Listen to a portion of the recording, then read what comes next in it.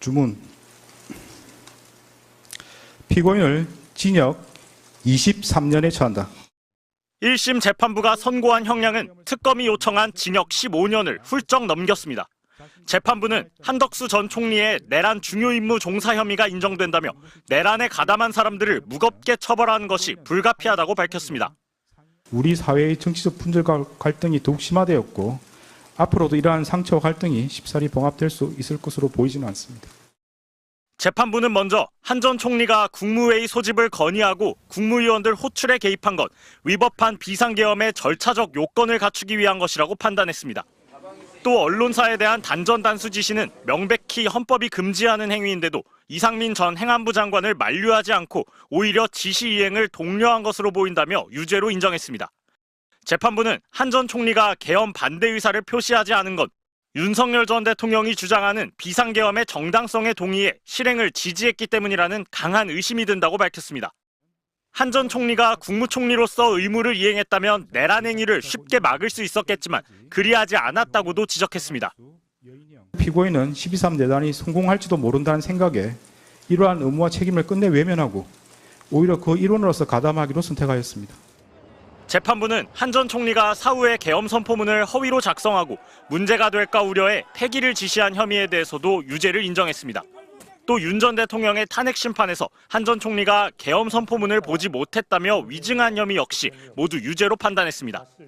선고가 끝난 뒤 한 전 총리 측은 고령과 지병 등을 이유로 상급심에서 불구속 재판을 받게 해달라고 요청했지만 재판부는 증거인멸의 우려가 있다며 곧장 한 전 총리를 법정 구속했습니다. MBC 뉴스 송정훈입니다.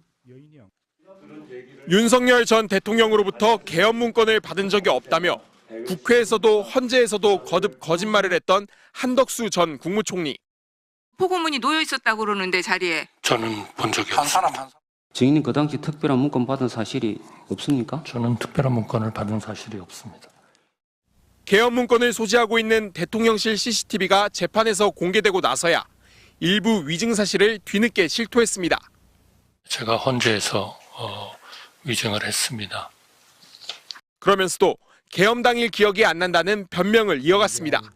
절벽에서 땅이 끊어지는 것처럼 그 순간 이후의 기억은 맥락도 없고 분명치도 않습니다. 하지만 재판부는 국무총리를 역임한 사회적 지위, 학력과 경력 등을 봤을 때 납득하기 어렵다며 받아들이지 않았습니다. 피고인이 불과 약 3개월 만에 대통령실에서 대국민 담화문, 포고령, 비상계엄 관련 지시사항 문건, 비상계엄 선포문을 받은 기억을 기억하지 못했다는 취지의 주장은 도저히 수긍하기 어렵습니다. 또한 윤석열 전 대통령이 국헌 문란의 목적으로 폭동을 일으킨다는 사실을 한 전 총리가 알았을 거라고 재판부는 판단했습니다. 그럼에도 국무총리로서 내란의 진실을 밝히기는커녕 자신의 안위를 생각해 진실을 은폐하고 책임에서 벗어나려 할 뿐이라고 질책했습니다. 법정 최후 진술에서 한 전 총리가 했던 사과는 범죄가 탄로나게 되자 마지못해 한 것으로 진정성이 없다면서 피고인은 반성하고 있지 않다고 못 박았습니다. 자신의 범죄 행위로 인하여 국가와 국민이 입은 피해를 회복시키기 위한 어떠한 노력을 하였다고 볼 아무런 자료가 없습니다. 재판장을 미동 없이 바라보던 한 전 총리는 선고가 끝나자 겸허하게 받아들이겠다고 말했습니다. 네, 지금부터는 어제 있었던 한덕수 내란 중요임무 종사자 사건에 대해서 집중 해설해보는 시간을 갖도록 하겠습니다. 여러분들 좋아하시는 김규현 변호사 스튜디오에 나와 계십니다. 어서 오십시오. 안녕하십니까. 네, 김규현입니다. 어제는 저희가 또 한겨레에서 함께했습니다. 예, 네, 오늘은 또 이렇게 취재 편의점에서 모시고 말씀을 좀 들어보려고 합니다. 많은 분들께서 이진관 판사의 선고가 나는 순간 울었다. 어제 우리 김 변호사님은 울었어요. 사이다를 딱 따가지고 막 오늘은 정말 사이다를 마셔야 되는 날이다라고 하셨어요. 예. 저도 진짜 울컥하더라고요. 초반부터 사실은 너무 판결 선고 스타일이 마음에 들고 되게 네. 좋았고 특히 좋았던 것은 결론을 먼저 말씀하신다는 거죠. 두 갈씩이다. 예. 예. 너무 듣기 좋잖아요. 예, 네. 유죄. 먼저 내란 중요유무종사죄 설명드리겠습니다. 결론부터 말씀드리면 유죄입니다. 예. 네. 이러고 그냥 쫙 설명을 하는 그러니까요. 거지 않습니까? 예, 박수 딱 나오죠. 예. 그렇게 해서 굉장히 깔끔한 설명이었다는 것이고 법리도 굉장히 좋았고요. 무엇보다도 백대현 재판장 때는 우리가 잘 보지 그러니까. 못했던 양형 부분에 있어서도 진짜 올려치기. 거기야말로 백미였다. 저는 그러니까요. 그렇게 생각을 예. 하고 있습니다. 예.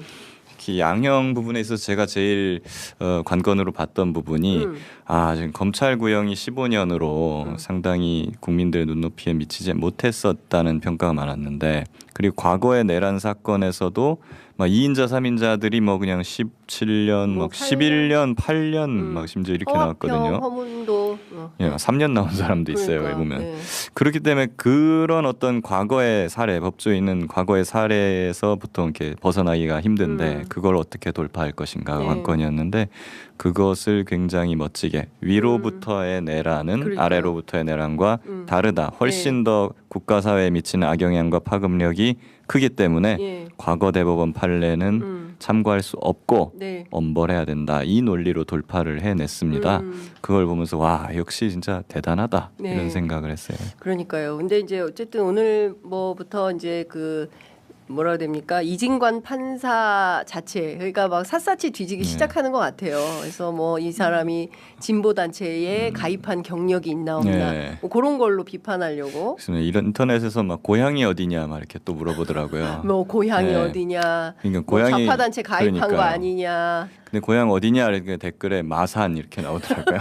마산고 서울법대더라고요. 그러니까요. 예. 예전에 박정은 대령 때 생각이 나더라고요. 아 맞아, 박정훈 네. 대령도 그때 그 고향이 고향이 어디야? 어디냐 막 했는데 포항이요. 포항이요. 경북 사람이야. 네. 네, 이렇게 된 거죠. 근데 사실 그 아시겠지만 마창진이 마산 항쟁. 예. 그러니까 대한민국 곳곳이 진짜 우리는 제가 늘 얘기한 동학혁명 이후부터 항쟁과 항거와 저항에 이게 DNA가 있다니까요. 네, 맞습니다. 예. 사실 그렇게 따지고 보면은 대구도 과거에 그럼요, 이제 28. 학생의거 뭐 그렇습니다. 이런 것들이 있었던 예, 곳이죠. 예. 예. 하여튼 재판부 설명 자료를 뭐 하나씩 쭉 살펴봐야 될 것 같은데요. 일단 앞서 이제 우리 변호사님께서 말씀하신 대로 그 위로부터의 내란에 해당하고 이러한 형태의 내란은 이른바 친위 쿠데타다라고 딱 그 직격을 했습니다. 네네. 그리고 다른 거 다 떠나서 군 병력과 경찰 공무원을 동원해서 국회 중앙선관위 등을 점거 출입 통제 압수수색한 행위는 형법 87조에서 정하는 내란 행위에 해당한다. 그렇습니다. 이렇게 뭐 규정을 했어요. 내란죄 재판이니까 당연히 내란죄 해당 여부를 판단을 해야 되고 네. 예, 명백하게 법원이 인정한 첫 번째 판결이죠. 네. 그러니까 지금 말씀 주신 대로 이 얘기도 있어요. 세계사적으로 살펴보면 결국에는 친위 쿠데타 성공하면 권력자는 독재자가 됐다. 그렇습니다. 그래서 국민재산권 피해가 상당히 컸다. 이제 이런 얘기들을 쭉 하고 결과적으로는 이 내란이 결국엔 독재로 이어지고 국가 전체의 존망에 달려 있다. 이걸 굉장히 높이 본 것 맞습니다. 같아요. 예. 사실 친위 쿠데타는 뭐 세계사적으로 보면은 어디든 동남아든 남미든 어디든 중동이든 간에 독재로 다 연결이 되고 그 이후에 벌어지는 거는 대개가 내전이죠. 보면 반대 맞습니다. 세력이 이제 막 무장 투쟁을 하기 그래요, 시작하고 맞아요. 예. 우리 대한민국이 까딱 잘못했으면 그렇게 될 뻔했다. 예, 지금 남북 분단도 서러운데 지금 예. 남한마저 또 그러면 또 분단이 되고 지리산 막 들어가가지고 막 그러니까요. 그렇게 될 뻔했다는 예, 거잖아요. 그런 네. 걸 획책하려고 했던 사람들이 예. 다행히 국민들의 저항으로 그것이 끝났습니다마는 네. 그 사람들이 잘해가지고 이렇게 빨리 끝난 것이 아니다. 그렇기 네. 때문에 이 사람들은 다시는 나오지 못하게 엄벌하는 것이 불가피하다라는 네. 의견을 밝혔죠.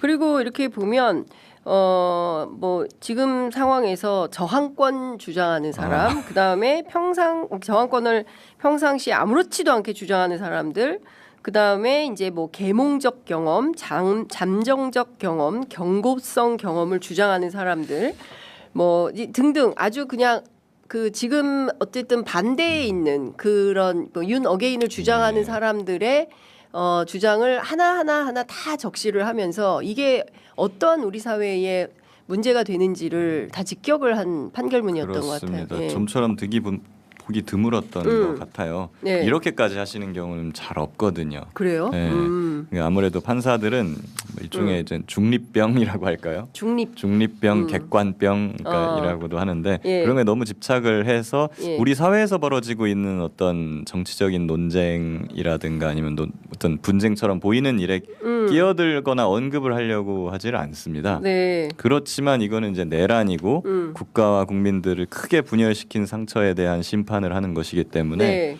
정면으로 이것을 언급을 하고 예. 사실 지금 저항권 얘기하는 것도 네. 저항권이라는 것은 원래 어떠한 유효한 권리 구제 수단이 더 이상 남아 있지 않을 때 예. 진짜 뭐 내가 호소할 경찰 뭐 국가기관 아무것도 없을 경우에 내가 총을 들 권리 예. 그게 저항권이거든요. 그렇죠. 그런데 지금 보세요.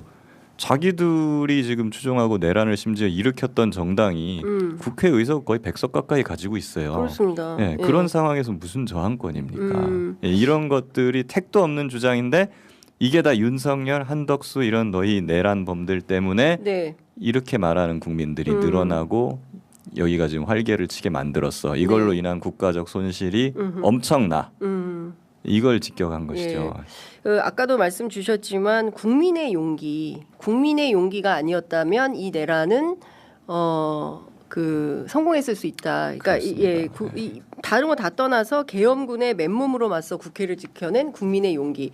이 대목이 우리가 헌법재판소의 결정문에서도 이 대목이 비슷한 대목이 나와서 굉장히 막 많은 분들이 그때는 이제 우리가 집회를 하고 있었으니까 그렇습니다. 광화문 현장에서 많은 분들이 울었는데 이진관 판사도 그 대목을 다 지목을 했습니다. 예. 사실은 12.3 계엄이 나고 나서 저도 이제 국회로 가는 도중이었습니다만 네, 네. 그때 이제 아는 국회의원분들하고 통화를 했어요. 예.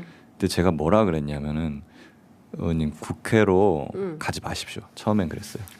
잡히니까. 네, 가면 잡힙니다. 네. 의원님들이 다 잡히면은 예. 계엄 해제 요구를 할 수 있는 사람이 없게 됩니다. 그러면 진짜 이거 독재로 간다. 예. 이렇게 말을 했는데 그때 한 불과 몇 분 뒤에 유튜브를 보고 나니까 국회에 수많은 시민들이 이미 와가지고 그걸 다 맞아요. 막아주고 계시더라고요. 그걸 보니까 만약에 그런 시민들이 국회로 모이지 않고 국회가 네. 그냥 한산한 상황이었다면 진짜로 그쵸. 국회의원들 다 잡아가고 해제 의결이 안 됐겠죠. 예.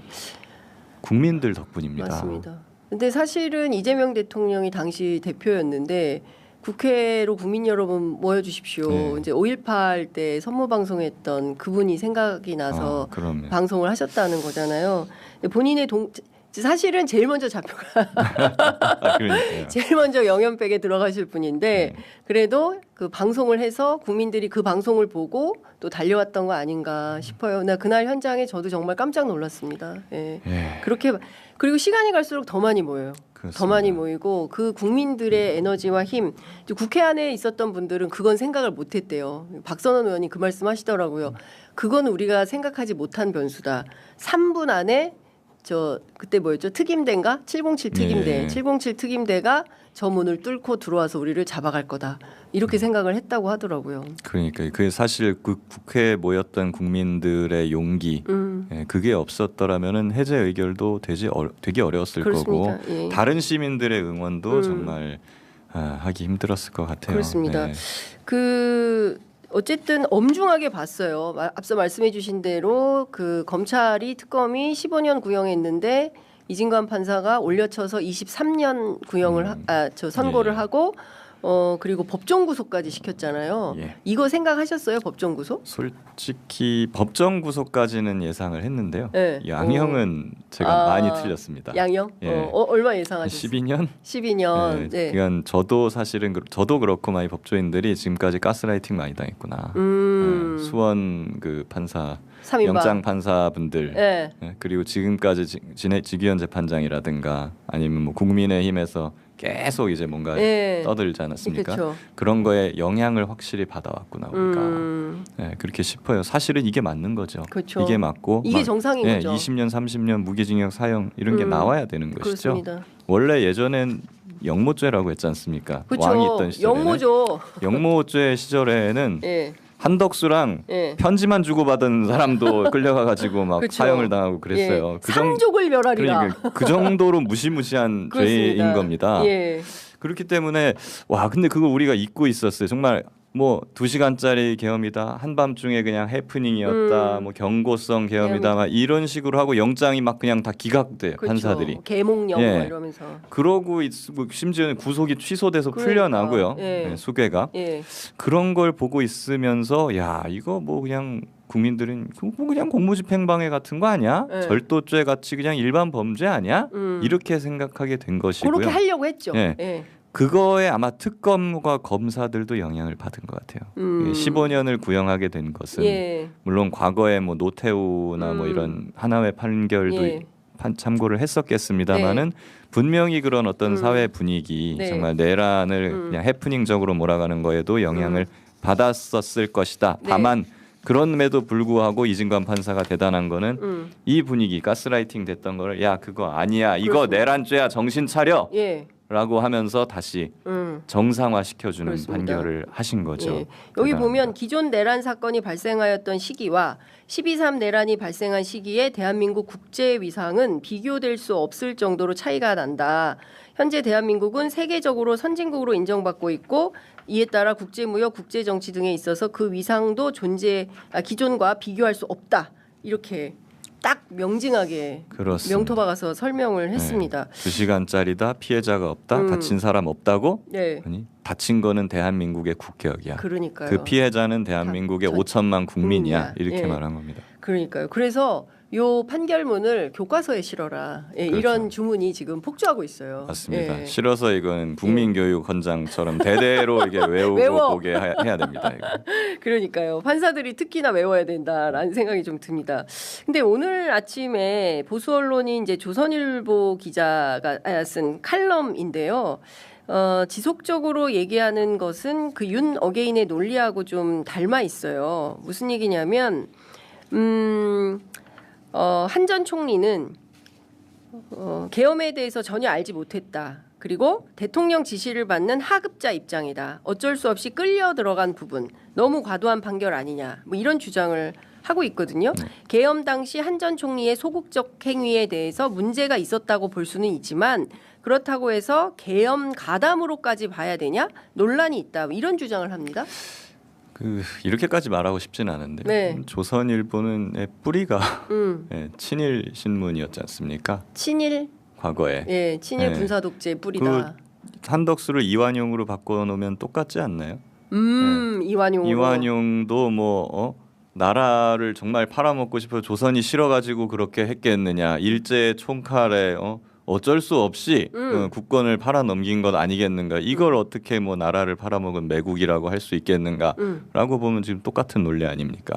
근데 네. 진짜 이런 주장을 하면서 항소심에서 뒤집으라는 거예요. 그렇죠. 그러니까 힘 있는 자의 행패, 힘 있는 자의 범죄에 그냥 거기에 편승해가지고 부귀영화를 누릴 목적으로 네, 네. 편승해서 도와주고 지원하고 묵인하고 이렇게 해가지고 부귀영화를 누리고 그냥 권세를 누리고 네. 이렇게 다 해놓고선 나중에는 나쁜 거는 걔가 나쁜 거지 나라고 뭐 어떻게 할 수가 있었겠어 이런 식으로 변명하는 거 아니겠습니까? 예. 정말로 비겁한 행태입니다. 그럴 거면 권력자가 왜 되고 그 자리에 왜 올라갑니까? 때려쳐야죠. 예, 맞습니다.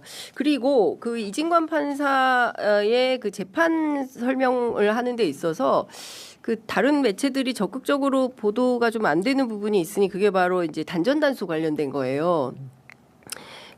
이것에 대해서도 이진관 판사는 아주 엄중하게 봤더라고요. 그러니까 언론 매체를 상대로 이렇게 단전단수를 통해서 그 행위 자체가 못하도록 막는 것은 사실상 이것은 그 통제, 그죠?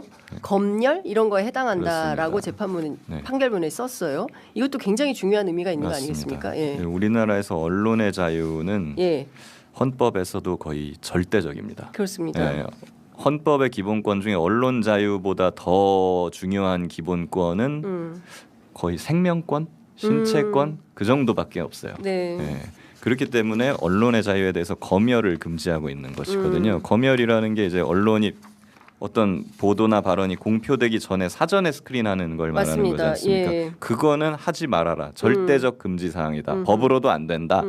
이건데 근데 너희들은 언론사를 단전단수하려고 하지 않았는가 한덕수는. 예. 그거는 검열보다 어떻게 보면 더 심한 거죠. 그렇죠. 예. 아예 그 통으로 그러니까 전원 코드 뽑아버리는 거지 그렇죠. 않습니까? 당시에 윤석열 내란에 반대하거나 반대할 개연성이 있는 매체들을 집중 관리를 한 그렇습니다. 거죠. 그냥 코드를 뽑아버려. 완전히. 게다가 한덕수는 국무총리를 2번이나 하고 한 50년 이상 공무원을 공무원이고요. 엘리트예요. 법을 너무나도 잘 알고 네네. 헌법의 언론 자유가 어떤 것인지 너무나도 잘 아는 사람이 예, 그리고 헌법을 수호해야 할 책무가 있는 행정부의 2인자가 네. 그런 걸 알게 되었으면 이걸 적극적으로 말리고 무슨 수단을 강구해서서라도 그것이 이루어지지 못하게끔 해야 될 네. 의무가 있는 것이죠. 그렇죠. 마치 북한이 쳐들어오면은 무슨 수를 써서라도 그걸 우리가 막아내야 되는 것처럼 그렇죠. 지도부라면. 예.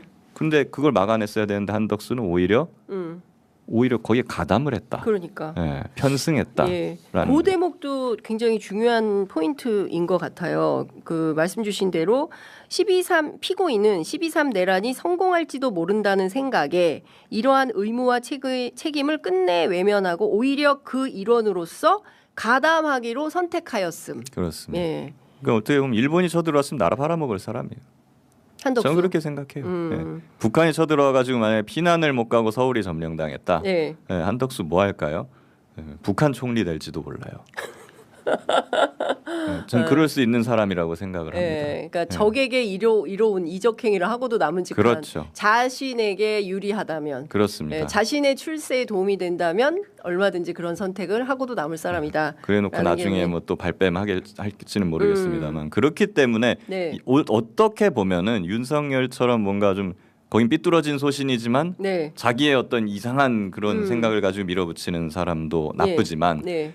어떤 식으로든 자기의 부귀 영화를 위해서 예. 그냥 누가 오더라도 거기에 충성하고 예. 그냥 그 부귀 영화를 묵인하고, 위해서. 예, 예. 편승하는 한덕수 같은 사람이 기회주의자. 우리 사회 공동체나 이런 사회적으로는 더 나빠요. 그렇죠. 예, 예. 진짜 이완용 같은 거지 그렇죠. 않습니까? 이제 이런 사람들이 결국에는 우리나라 역사를 그쵸 친일 그다음에 이제 군사 쿠데타 이런 걸로 끊임없이 이제 질곡을 만들었다. 그렇습니다. 그래서 그럼에도 불구하고 저항의 DNA로 끊임없이 민주주의를 위해서 죽거나 다치면서 싸우고 버텨온 그 역사가 어디 안 갔던 것 같다. 예. 예, 이런 류의 사람들을 이겨내고 그리고 또 이진관 판사가 이렇게 딱 판결문을 써주면서 그렇습니다. 이게 딱 가이드라인이 생기지 네. 않습니까? 그래서 이번에야말로 정말 나쁜 놈의 수괴를 단죄한 적이야 우리 역사에서 많이 있어요. 민중들이 네, 네. 일어나서 뭐 예. 일제를 쫓아내고 북한 몰아내고 뭐 독재를 몰아내고 했지 않습니까? 근데 거기에 빌붙어서 기생하던 사람들에 대한 맞아요. 단죄가 제대로 된 적이 없어요. 거의 첫 번째 사례다. 그래서 이진관 판사의 판결은 우리 역사에서 정말 중요한 가치가 있다. 저는 그렇게 생각합니다. 어제 반민특위 말씀하셨어요. 예. 그러니까 반민특위 같은 거죠. 반민특위 제대로 단죄 못했잖아요. 그러니까요. 친일파들에 대해서. 예. 그리고 사실 독재가 끝나고 민주화가 됐습니다마는 사실 독재 정권에서 부역을 했던 군인, 뭐 행정가 이런 사람들 중에 단죄된 사람이 누가 있어요? 그러니까요. 뭐 하나의 멤버들 정도밖에 없죠. 맞죠. 예. 이런 거에 대한 제대로 된 단죄가 거의 처음입니다. 그러니까 예. 영화에서도 보면 그렇게 살려준 사람이 반드시 뒤통수를 쳐서 문제적 상황이 되잖아요. 그렇습니다. 그러니까 지금 네. 이제 이런 사람들을 뿌리채 다 뽑아내서 다시는 우리 사회에 이런 사람들이 주류가 되지 못하게 친일과 독재에 부역했던 사람들이 끊임없이 우리 대한민국의 주류를 형성하면서 맞습니다. 예, 주류 집단하면서 이렇게 왜곡됐던 건데 이런 거 아니야. 더 이상 안 돼.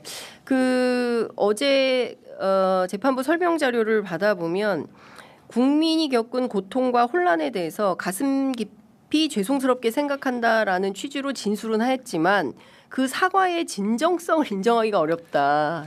그렇어요. 이런 판단을 전형적인 겁니다. 그거야 한덕수스러운 것이죠. 예. 예. 권력자가 바뀌면 네. 권력의 향방이 바뀌고 일제가 물러가고 미국이 오고 독재자가 그러면서 바뀌고 다시 또 민주화가 미국 모자 되면은 쓰고, 예. 그럼 또 거기에 충성을 하는 거예요. 예. 예. 그러니까 자기의 소신과 양심을 버리고 그냥 오로지 권력에만 빌붙는 추종하는 예. 그런 그런 사람들. 스타일이고 그 사과도 그런 거라는 거죠. 그러니까 네. 이걸 어떻게 용서하냐라고 말한 겁니다. 예. 그러니까 그 김규현 변호사님하고 같이 이 재판 분석을 하다 보니까 제가 그 방청객에 앉아 있는 것 같아요. 예. 아니 그래서 제가 앞으로 좀 여쭤보고 싶은 게 그 이진관 판사의 그 어제의 판결이 지규현 판사에게는 얼마나 영향을 미칠까? 그리고 이제 앞으로 남아 있는 김용현, 이상민, 그죠? 그다음에 박성재, 그리고 최상목 이런 사람들에게는 어떤 영향이 있을까? 줄줄이 법정 구속되는 거 아닌가? 저는 이제 다른 사람들의 구속영장이 기각됐더라도 유죄는 피할 수 없는 수순이라고 봅니다. 이미 백대현 재판부도 법리적인 측면에서 훌륭하게 판결을 했고 그리고 이진관 재판장도 그렇고 그렇기 때문에 이미 여기에 대해서 뭐 무죄 이런 건 나올 수가 없습니다. 그러니까 지규현도 무죄는 못한다. 그렇습니다. 다만 남은 것은 양형인데요. 양형에 대해서 기존의 그 판사나 검사들이 굉장히 일반 범죄처럼 생각하면서 나이브하게 생각해왔던 이 느슨함 여기에 지금 긴장감을 불어넣어주는 판결입니다. 이진관 판사가. 그리고 일종의 저는 그렇게 나이브하게 봐왔던 느슨했던 판사들에 대한 경고라고도 저는 봐요. 일반 판사들 중에도 이진관 판사 같은 사람들이 많이 있을 겁니다. 그런 사람들이 너희가 이상하게 판결하면은 국민들이 법원을 지켜주지 않는다. 그리고 우리들도 너희를 지키지 않을 것이다. 그러니까 법원 구성원들이 지규현을 지켜주지 않을 거다라는 일종의 경고를 한 거라고 봐요. 그렇기 때문에 어떤 형태로건 간에 영향을 받을 수밖에 없다라고 저는 생각합니다. 지규현 판사가 그럼 선고를 어떻게 할까요? 최소 무기징역은 하지 않겠습니까? 최소 무기징역.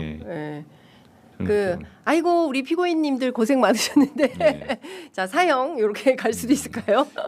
스타일은 안 바뀔 것 같아. 이제 뭐 재판이 끝나고 어딘가에서 좀 뵈면 또 인사도 할 수 있겠다고 생각을 했는데 이제 그러지 못할 것 같네요. 그러면서 무기징역 또는 사형 이렇게. 어차피 법정형 자체가 법대로 판결해야 되는데 사형 아니면 무기징역 둘밖에 없습니다. 그렇기 때문에요. 그렇게 갈 수밖에 없다 이거는. 그리고 뭐 한덕수에서도 보듯이 뭐 유리한 양형 사유가 없어요. 이를테면 아까 이제 제가 조선일보 말씀을 드렸는데 항소심 가서 뒤집어질 수 있습니까?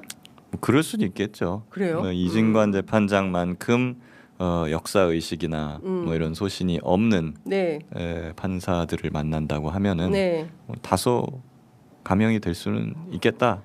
그런 생각은 듭니다. 그렇군요. 그렇지만은 이번에 이진관 재판장이 쏘아 올린 이 판결로 인해 가지고 1심에 다른 판사들이 영향을 받을 것이고 그렇게 해서 보다 역사 의식에 충실한 판결들이 1심에서 많이 나와준다면 2심도 그것을 쉽게 무시하지는 못할 것이다. 근데 이제 항소심은 그 내란 전담 재판부로 가서 재판을 하게 그렇습니다. 되는 거잖아요. 그래서 사실은 이게 내란 전담 재판부로 가게 되면은 그분들이 어떻게 뽑히느냐가 굉장히 이제 중요하다고 저는 보고 한덕수 같은 경우에는 지금 재판이 2개밖에 없어서 우리가 어떻게 깎이는지 아니면 어떻게 유지되는지 아니면 더 올라가는지 이거를 볼 수는 있겠습니다. 다만 윤석열 같은 경우에는 여러 재판이 아마 그 2심에서 병합이 될 것이라서 백대현 재판부의 그 5년 판결 이게 딴 재판이랑 섞여버릴 가능성이 커요. 그러면 이게 올라가는지 내려가는지를 알 수가 없게 되거든요. 그러니까 백대현 그 부장의 결정도 5년이 더 올라갈 수도 있다. 항소심에서. 많은 분들이 올라가야 된다고 주장을 하시고 저도 그렇게 생각하는데요. 근데 또 만약에 내란 우두머리 무기징역 뭐 이런 거랑 섞여버리면 이게 올라가는지 내려가는지 알 수가 없는 거죠. 합쳐지면 그냥 무기징역이니까. 합쳐지면 다 무기징역이니까 의미 없다. 그렇죠. 근데 한덕수는 우리가 볼 수 있겠다 그런 생각이 듭니다. 재판이 2개밖에 없으니까요. 근데 지금 평생 법카와 50년 공직 생활을 법카와 관용차로 사신 분이에요. 마지막에 드신 식사가 돈가스, 헬스 이런 거거든요. 많이 보셨죠. 그럼 그렇죠. 고위공직자 피고인들 많이 보셨을 텐데 이분들 감옥 생활 어떻게 할까요? 제가 보기에는 하루도 특히 또 오늘 또 날이 춥네. 가는 날이 장날이라고 엄청 추워요. 대부분 적응을 잘 못해요. 공직자 중에 근데 또 적응을 굉장히 잘하는 캐릭터의 사람들이 있긴 합니다. 그래요? 그게 이제 교도관들이 꼽는 건데요. 네. 대표적인 게 이제 박지원 의원님. 굉장히 생활을 잘하셨다고. 감옥 생활을. 네. 그래서 다들 교도관들이 저 사람은 나가서도 반드시 제기할 거다. 좀 대단하다. 이렇게 감옥에서 생각했다 생활하는 하더라고요. 거고요. 예. 근데 대부분은 정말 힘들어한대요. 어. 예, 그런 사람 중에 한 명이 이제 임성근. 힘들어한데요, 임성근. 그렇다는 얘기가 들립니다. 그래요? 그리고 뭐 권성동 권성동 같은 경우에도 힘들어한대요? 뭐 썩 별로 좋아하는 것 같지 않고 저 네. 변호인 접견실 같은 데서 네. 우연 마주치거든요. 권성동 의원을 네, 저랑. 인사 좀 하시지. 예. 저는 뭐 이렇게 웃어드리죠. 이렇게 웃어드리는데 이렇게 막 자꾸 눈을 피하시더라고요. 그렇구나. 감옥 안에서 이 사람들 이제 다 만나게 생겼네요. 그러니까요. 다 같이 뭐 진짜 그래갖고 이렇게 자꾸 이완용이랑 비교를 하게 됩니다만 이완용 같은 사람들 중 대부분 막 그냥 말년에 편하게 그냥 호의호식하다 그렇습니다. 갔어요. 전두환. 네, 전두환도 예, 그렇고 예. 이번에는 그런 우를 다시는 범해서는 안 되겠다는 생각해 봅니다. 그렇습니다. 자, 지금 막판에 좀 센 뉴스가 나와서 이건 잠깐 여쭤봐야 될 것 같습니다. 정청래 대표가 조국혁신당의 합당을 제안했다고 합니다. 6.3 지방선거를 같이 치르자. 지금 긴급 기자회견을 하고 있다고 하는데요. 받을까요? 정치 뉴스는 제가 전문 분야가 아니기는 합니다만은 네. 뭐 저로서도 지금 당혹 충격적인 뉴스네요. 네. 글쎄 이게 맥락이 어떻게 되는 건지 좀 취재를 해 보도록 하겠습니다. 그래도 뭐 지금 어쨌든 당청 관계 자체가 다 원팀으로 지금 가고 있다. 라고 하지 않습니까? 친명, 친청, 친청와대밖에 없다라고 하기 때문에 이 정도의 중요한 건이면은 아마 청와대나 대통령하고도 조율이 되고 나서 이런 발표를 하는 것이 아닌가 이렇게 생각해 봅니다. 글쎄 청와대하고는 조율이 됐을지는 모르겠지만 조국혁신당하고는 일정 정도 컨센서스가 있지 않은 가운데 이런 발표를 하면 이건 엄청난 결례거든요. 그리고 조국혁신당 입장에서는 아마 할 텐데 여하튼 뭔가 양당 간의 컨센서스가 있었는지에 대해서는 저도 확인 취재를 해보도록 하겠습니다. 자, 오늘 말씀은 여기까지 듣도록 하겠습니다. 김 변호사님. 감사합니다. 네, 감사합니다. 자주 나오시기 바랍니다. 자주 불러주십시오. 감사합니다. 네, 고맙습니다.